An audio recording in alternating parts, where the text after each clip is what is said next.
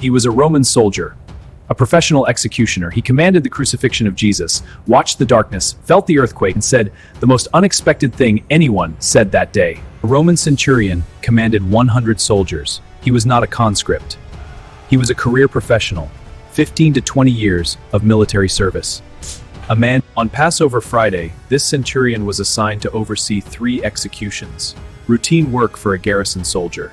He had no reason to expect this day would be different. The centurion oversaw the crucifixion, the nails, the raising of the cross, the sign above the head, the crowd below, all of it under his professional authority. He had done this before. Then, at the 6th hour, noon, the sky went dark.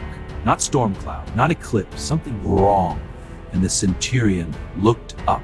3 hours of impossible darkness. The centurion stood his post, in the dark, under a sky that had no explanation, his professional certainty slowly coming apart. Then, from within the darkness, a voice.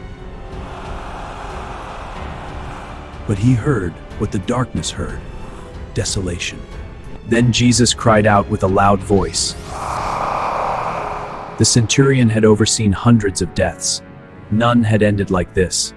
With a shout, and immediately the earth shook, rocks split, tombs opened. The centurion felt it beneath his feet, the physical world responding to the death on the cross. The centurion had now witnessed 3 hours of supernatural darkness, a dying man shouting his last breath, an earthquake.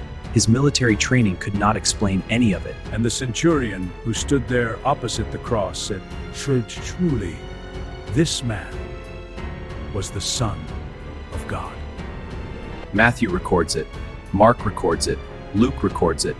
3 gospel writers all considered this moment important enough to preserve in every account. What did Son of God mean to a Roman soldier? In Rome, that title belonged to Caesar. Divi Filius, Son of the Divine. He used the most exalted title he knew. Luke records a slightly different version. Surely this was a righteous man. Not contradiction. Luke, writing for a Greek audience, captured what the centurion expressed in different words. Many people were at Golgotha. The disciples fled. The religious leaders mocked. The crowd watched. But the centurion said the truest thing said by anyone that day. This is not the only centurion who appears favorably in the Gospels. The centurion of Capernaum, whose faith Jesus said was greater than any he had found in Israel. The centurion's confession was not faith. It was a verdict, produced by evidence. He did not believe and then confess. He assessed, concluded, and spoke, professional to the end. Matthew records the women watching from a distance. Mary Magdalene, Mary the mother of Jairus, Zebedee's sons.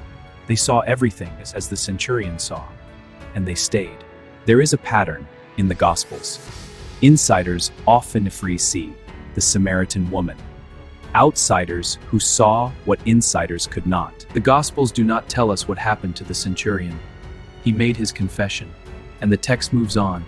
History is silent, but his words are not silent. Jesus' own disciples did not make this confession at the cross. The religious establishment rejected it. The crowd. The most did not say it, confessor, in the Gospels. The centurion teaches that the evidence for who Jesus was is not available only to the religious. It is available to anyone who looks honestly at what happened at Golgotha. A Roman soldier, an executioner, a pagan, standing at the cross he commanded, looked up at the man he killed and said the truest thing spoken at Golgotha. The truest thing spoken at Golgotha. Subscribe to PowerBookAnimations. Episode 18 is coming. Thomas, the disciple who refused to believe until he saw.